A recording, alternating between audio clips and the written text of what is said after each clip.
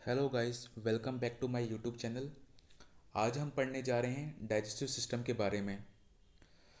पहले digestive system के जो जो मेन मेन पार्ट्स होते हैं हम उसे एक बार देख लेते हैं।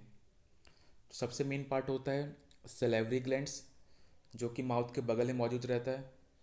उसके बाद होता है ईसोफेगस, जिसे हम फूड पाइप भी कहते हैं। फिर आता है हमारा स्टमक। स्टमक के बगल में लीवर और पेनक्रियास। लीवर के ठीक नीचे गॉल ब्लैडर, फिर स्मॉल इंटेस्टाइन और लार्ज इंटेस्टाइन, साथ साथ एनस और रेक्टम। तो इन पार्ट्स को हम डीपली एक एक करके देखेंगे और डिस्कस करेंगे इनके फंक्शंस और इनका क्या यूज़ होता है हमारी बॉडी में। So let's start. तो यहाँ पर मैंने फिर एक डायग्राम दिखा रखा है आपको डाइजेस्टिव सिस्टम का, तो आप इसे पॉज करके देख सकते हैं। अब हम इनको डिटेल में देखते हैं। जो हमारा माउथ होता है उसमें जो एडल्ट्स होते हैं, एडल्ट्स के माउथ में 32 टीथ पाए जाते हैं। अब इन 32 टीथ को चार कैटेगरी में डिवाइड किया जाता है। सबसे पहले आते हैं इंसीजर्स।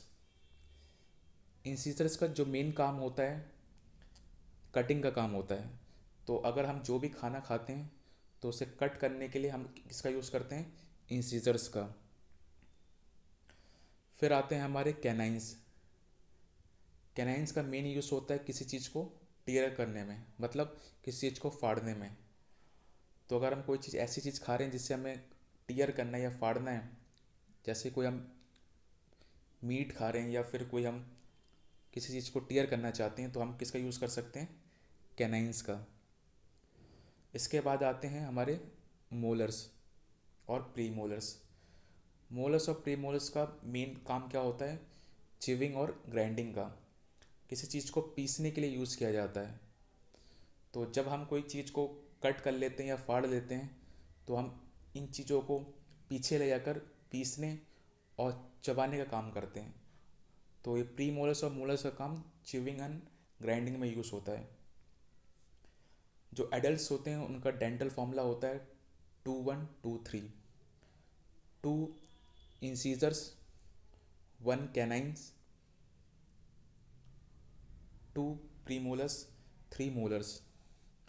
ये जो मैंने फॉर्मूला बताया है, ये जो अपना हाफ जो होता है, आधा जो हमारा जबड़ा होता है, उसका फॉर्मूला बता रखा है मैंने।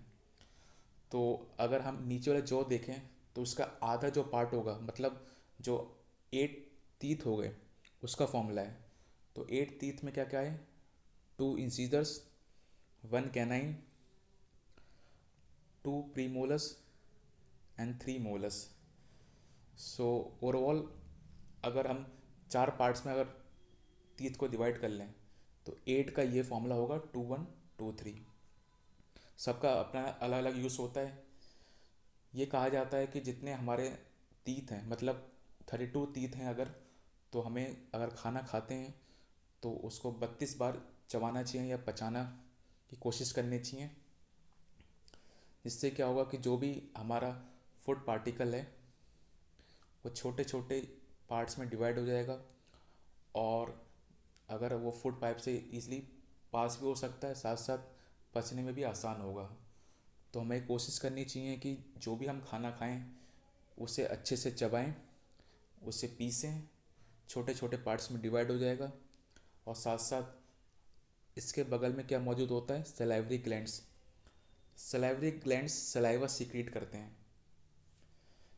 अक्सर हम जब भी कोई चीज़ अपनी फेवरेट चीज़ खाने के बारे में सोचते हैं या कोई चीज़ जो हमारी फेवरेट है वो हमारे सामने आती है, तो हमारे माउथ से एक वाटर सीक्रेट होता है। वो वाटर एक्चुअली में सलाइवा होता है, जो कि सलाइवरी ग्लैंड सीक्रेट करते हैं। ये खाने के साथ मिक्स होके खाने को काफ़ी वेट कर देता है, जिससे खाना फूड पाइप से इजीली पास हो सकता है। साथ साथ सलाइवरी ग्लैंड में जो सलाइवा सीक्रेट किया है उसमें सलाइवरी एमेलेस नाम का एंजाइम होता है, जो कि हम खाना खा रहे हैं अगर उसमें स्टार्च होगा तो उस स्टार्च को ब्रेक डाउन करके ग्लूकोज में कन्वर्ट कर देगा सलाइवरी एमेलेस। तो सलाइवा के दो काम हो गए, खाने को वेट करना जिससे कि वो फूड पाइप से इजीली पास हो सके, और साथ साथ सलाइवरी एमिलेस एक एंजाइम जो कि अगर हम खाना खा रहे हैं उसमें स्टार्च मौजूद है तो उस स्टार्च को कन्वर्ट कर देगा ग्लूकोज में। तो इतनी चीज़ें हमारी माउथ में ही हो रही होती हैं।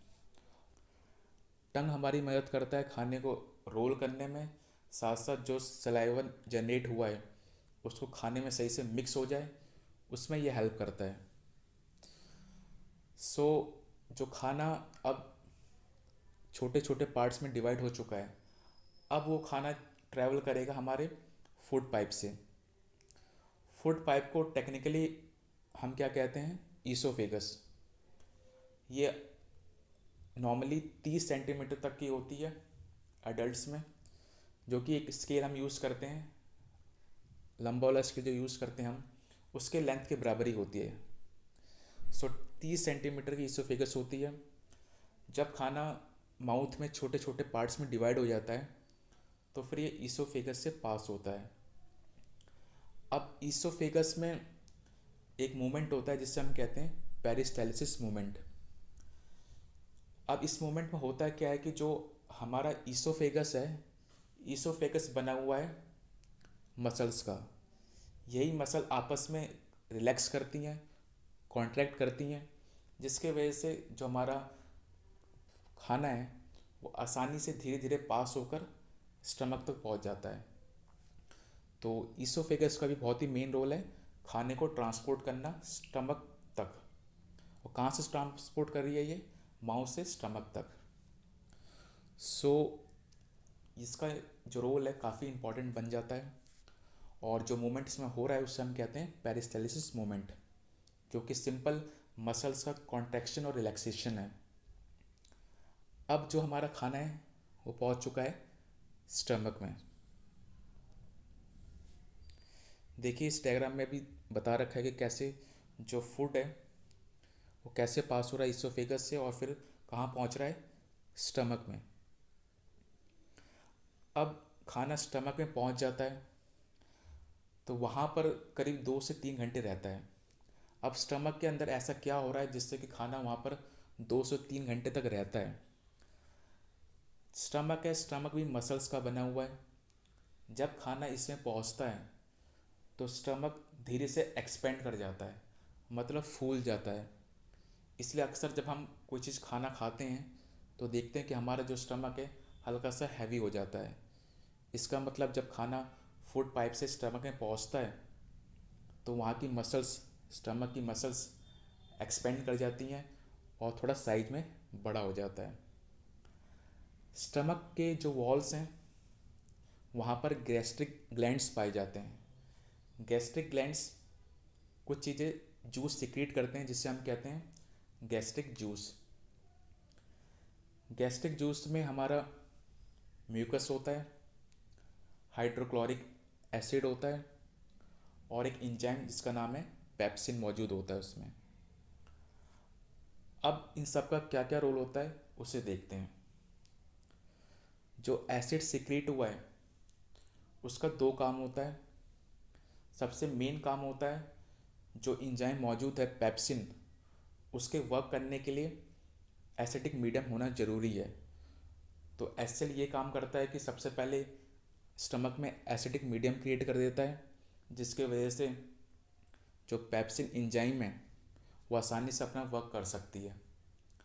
साथ साथ ये भी ख्याल रखता है कि अगर कोई बैक्टीरिया खाने के साथ एंटर कर चुका है हमारे स्टमक में तो उसे भी अपने एसिडिक इफेक्ट से उसे किल कर देता है। तो दो काम किया इसने, पहला एसिडिक मीडियम प्रोवाइड किया पेप्सिन एंजाइम के लिए, और साथ साथ अगर कोई बैक्टीरिया एंटर कर गया हमारे फूड पाइप के थ्रू हमारे स्टमक में तो उसे भी किल कर देगा। अब आता है हमारा पेप्सिन एंजाइम। पेप्सिन एंजाइम जो हमारे खाने में प्रोटीन होगा उससे डाइजेस्ट करेगा। सो पेप्सिन एंजाइम का काम क्या होता है, प्रोटीन को डाइजेस्ट करना। फॉर एग्ज़ाम्पल अगर हमने कोई चीज़ प्रोटीन वाली चीज़ खा रखी है, जैसे चीज़ खा रखा है या फिर सोयाबीन की सब्ज़ी खा रखी है, तो उनमें सब में क्या मौजूद होता है? प्रोटीन। तो ये छोटे छोटे टुकड़ों में डिवाइड होकर स्टमक में पहुँचेगा और पेप्सिन एंजाइम जो भी प्रोटीन इसमें मौजूद होगा इन पर एक्ट करेगा और इसे डाइजेस्टेड फूड में कन्वर्ट कर देगा। अब आता है हमारा म्यूकस। अभी मैंने एक चीज़ बताई थी आपको कि जो HCl है वो एसिडिक इफेक्ट क्रिएट कर देता है, एसिडिक मीडियम क्रिएट कर देता है स्टमक के अंदर। तो जो हमारी इनर वॉल्स हैं स्टमक की, उससे हार्म ना पहुँचे इस एसिड से, इसलिए वॉल्स के ऊपर एक म्यूकस की लेयर क्रिएट हो जाती है जो कि एसिड से स्टमक को बचाती है। तो म्यूकस का काम क्या हो गया? जो इनर लाइनिंग होती है स्टमक को, उससे प्रोटेक्ट करना एसिड से। तो ये बेसिक काम होता है हमारे स्टमक में। इस काम को होते होते 2 से 2.5 घंटे हो जाते हैं, तब तक हमारा खाना स्टमक में ही मौजूद रहता है। इसके बाद जो खाना डाइजेस्ट हो चुका होता है, अभी जो यहाँ पे डाइजेशन हुआ है ये अभी अनकम्प्लीट है। अभी हमने देखा बस प्रोटीन ही डाइजेस्ट हुआ है और कुछ तक हमारा स्टार्च डाइजेस्ट हो चुका है हमारे माउथ में। तो अभी ये इनकम्प्लीट डाइजेशन है। अब ये जो खाना है ये धीरे धीरे धीरे करके रिलीज करा जाता है हमारे स्मॉल इंटेस्टाइन में, जहाँ की ये सारा कंप्लीट डाइजेशन होता है। तो स्टमक के एंड में एक स्फिंक्टर मसल होती है जो कि धीरे धीरे करके खाने को रिलीज करती है स्मॉल इंटेस्टाइन में। अब धीरे धीरे करके जो खाना है स्मॉल इंटेस्टाइन में पहुँचते रहता है। जो स्मॉल इंटेस्टाइन है इसका नाम भले स्मॉल है, लेकिन इसके लेंथ देखी जाए तो सबसे बड़ी है। इसे स्मॉल इसलिए कहा जाता है क्योंकि इसका जो डायमीटर है ये स्मॉल है, लेकिन जो इसकी लेंथ है काफ़ी बड़ी है। इसकी लेंथ हम कह सकते हैं कि मीटर्स में होती है। अब जो खाना हमारा स्टमक से स्मॉल इंटेस्टाइन में पहुंचा है, यहाँ पर आसपास में और भी डाइजेस्टिव पार्ट्स होते हैं जो कि अपना जूस सीक्रेट करते हैं स्मॉल इंटेस्टाइन में। तो कौन कौन से वो पार्ट्स होते हैं हम उसे देखते हैं। तो आप देख सकते हैं कि स्टमक के जस्ट बगल में लीवर दिख रहा है। तो लीवर एक जूस सीक्रेट करता है जिसका नाम है बाइल जूस। बाइल जूस में एक बिलिरुबिन नाम का पिगमेंट पाया जाता है जिसके वजह से बाइल का कलर येलो हो जाता है। और अगर यही ज़्यादा अमाउंट में रिलीज़ हो तो ये जो बाइल जूस है ये हमारे ब्लड में मिल जाएगा और इससे क्या हो सकता है, जो हमारी बॉडी है वो पीली पड़ जाएगी, जिसे हम हेपेटाइटिस या फिर जॉन्डिस भी कहते हैं। सो लीवर की मेल फंक्शनिंग की वजह से हमें जॉन्डिस की बीमारी हो सकती है। तो जो बाइल जूस रिलीज हुआ लीवर के थ्रू, उसे स्टोर करा जाता है गॉल ब्लैडर में। तो आप डायग्राम में देख सकते हैं कि गॉल ब्लैडर जस्ट नीचे है लीवर के। अब जो गॉल ब्लैडर में बाइल जूस स्टोर हुआ है वो धीरे धीरे जाएगा कहाँ पर? स्मॉल इंटेस्टाइन में। अब इस बाइल जूस का मेन काम है क्या? बाइल जूस का जो नेचर होता है वो क्या होता है? अल्कलीन, मतलब बेसिक नेचर। अभी जस्ट हमने पहले डिस्कस किया था जो स्टमक में जो मीडियम था वो क्या था? एसिडिक, जो कि HCl ने क्रिएट किया था। अब स्टमक से खाना आ रहा है एसिडिक और जो बाइल जूस आ रहा है वो एल्कलीन। तो बाइल जूस का इफेक्ट ये होता है कि वो स्मॉल इंटेस्टाइन में जो भी खाना पहुंचा उसको अल्कलाइन कर देता है। अब इससे होता क्या है? इससे जो वहाँ पर एंजाइम्स मौजूद होते हैं वो अपना काम एफिशिएंटली कर सकते हैं, क्योंकि जो स्मॉल इंटेस्टाइन में एंजाइम्स होते हैं वो बेसिक मीडियम में ही काम कर सकते हैं। तो बाइल जूस ने इनकी एक हेल्प कर दी कि जो खाना आया उसको एक अल्कलाइन मीडियम प्रोवाइड कर दिया। और दूसरा काम क्या होता है? बाइल जूस में बाइल सॉल्ट मौजूद होते हैं। बाइल सॉल्ट जो भी खाने में हमारे फैट्स होते हैं वो काफ़ी कॉम्प्लेक्स होते हैं, तो उनको छोटे छोटे पार्ट्स में ये डिवाइड कर देता है, जिससे हम कहते हैं इमल्सिफाइड फैट्स। तो बाइल्ड सॉल्ट इमल्सिफिकेशन में मदद करते हैं, जिससे कि जो भी कॉम्प्लेक्स फैट्स होते हैं हमारे फूड में वो छोटे छोटे स्मॉल ग्लोब्यूल्स में डिवाइड हो जाते हैं। अब स्मॉल इंटेस्टाइन के जस्ट हल्का सा बगल में देखा जाए तो वहाँ पर एक पैनक्रियास भी है। पैनक्रियास सिक्रीट करता है पैनक्रियाटिक जूस, जो कि आ जाता है कहाँ पर, स्मॉल इंटेस्टाइन में। अब इस पैनक्रियाटिक जूस में हमारा कुछ इंजाइम्स होते हैं, जैसे कि ट्रिप्सिन। ट्रिप्सिन डाइजेस्ट करता है प्रोटीन को, और लाइपेस भी होता है इसमें। लाइपेस जो इमल्सिफाइड फैट बना था अभी बाइल सॉल्ट के थ्रू, उसे ये और डाइजेस्ट कर देता है हमारा लाइपेस। सो पैनक्रियास से क्या निकला, पैनक्रियाटिक जूस। पैनक्रियाटिक जूस में लाइपेस और ट्रिप्सिन एंजाइम्स निकले। ट्रिप्सिन ने प्रोटीन डाइजेस्ट किया और लाइपेस ने इमल्सिफाइड फैट्स को और डाइजेस्ट कर दिया। तो कुल मिला के हमने देखा कि स्मॉल इंटेस्टाइन में सब कुछ एक तरह से कंप्लीट डाइजेशन हो चुका है, और साथ साथ जो स्मॉल इंटेस्टाइन है उसके खुद के भी कुछ एंजाइम्स होते हैं जो कि इंटेस्टाइनल जूस से निकलते हैं। फॉर एग्जांपल सुक्रेस, मेल्टेस, एक कुछ हार्मोन्स हैं, या फिर हम कह सकते हैं एक एंजाइम्स हैं जो कि स्मॉल इंटेस्टाइन के जूस में मिलते हैं, और ये सब मिलकर जो खाना आया था स्टमक से उसे कंप्लीट डाइजेशन कर देते हैं। अब हमारा खाना है वो कंप्लीट डाइजेस्ट हो चुका है, उसमें से जितने भी मैक्रोन्यूट्रिएंट्स हैं वो हमें मिल जाते हैं। तो जो हमारे खाने में कार्बोहाइड्रेट रहता है वो अल्टीमेटली ग्लूकोज में कन्वर्ट हो जाता है। खाने में अगर प्रोटीन होगा तो वो सारे के सारे एंजाइम्स उसे अमीनो एसिड्स में कन्वर्ट कर देंगे अल्टीमेटली। और अगर खाने में फैट्स मौजूद होगा तो उसे फैटी एसिड्स और ग्लिसरॉल में कन्वर्ट कर देते हैं। तो ये हो गया final digestion in small intestine. अब जो खाना पच चुका है, जो डाइजेस्ट हो चुका है, अब उसकी नीड सारे के सारे बॉडी पार्ट्स में है। इसीलिए स्मॉल इंटेस्टाइन की वॉल्स में एक छोटे छोटे फिंगर लाइक प्रोजेक्शन होते हैं, जिससे हम विली कहते हैं।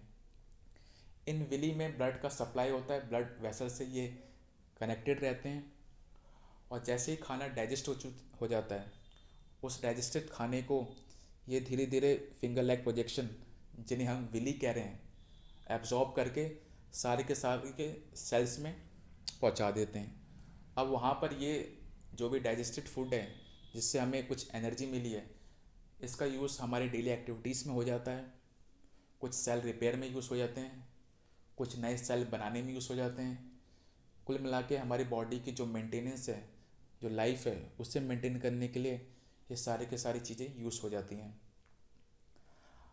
अब जो खाना पचा है, तो ऐसा तो नहीं है कि सारा का सारा खाना पच चुका होगा, कुछ ना कुछ चीज़ बच चुकी होंगी, कुछ ना कुछ अनडाइजेस्टेड फूड ज़रूर होगा। तो ये सारे के सारे अनडाइजेस्टेड फूड पास हो जाते हैं हमारे लार्ज इंटेस्टाइन में। अब इस लार्ज इंटेस्टाइन में अगर कुछ एक्सेस वाटर होगा तो स्मॉल जो लार्ज इंटेस्टाइन है हमारा उसे एब्जॉर्ब कर लेगा।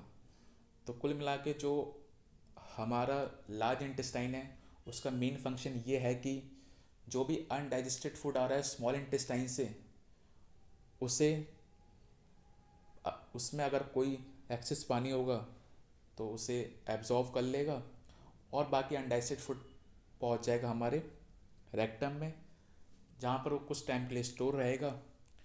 फिर जैसे ही वहाँ पर प्रेशर बिल्डअप होगा, अर्ज होगा, तो एनएस के थ्रू वहाँ से प्रेशर रिलीज हो जाएगा और सारा का सारा अनडाइजेस्टेड फूड हमारी बॉडी से बाहर निकल जाएगा। तो हमने अभी देखा कुछ मेन चीज़ें, माउथ से लेकर एनएस तक की चीज़ें, जो जो प्रोसेस हुआ हमारे फूड के साथ, क्या क्या उसमें प्रोसेस हुई, कौन कौन से एंजाइम्स ने एक्ट किया, कहाँ पर कैसा मीडियम था, कौन से पार्ट ने क्या रोल प्ले करा। सो यही सब कुछ है ओवरऑल डाइजेशन के बारे में। जो हमें पता रहने चाहिए और जो हमारे सिलेबस के हिसाब से काफ़ी इम्पोर्टेंट है। होप कि आपको ये चीज़ें सारी समझ में आई होंगी। अगर समझ में आई हैं तो वीडियो को लाइक और चैनल को सब्सक्राइब ज़रूर करना। आने वाली वीडियो के नोटिफिकेशन के लिए बेल आइकन प्रेस करें। Thank you for watching this video.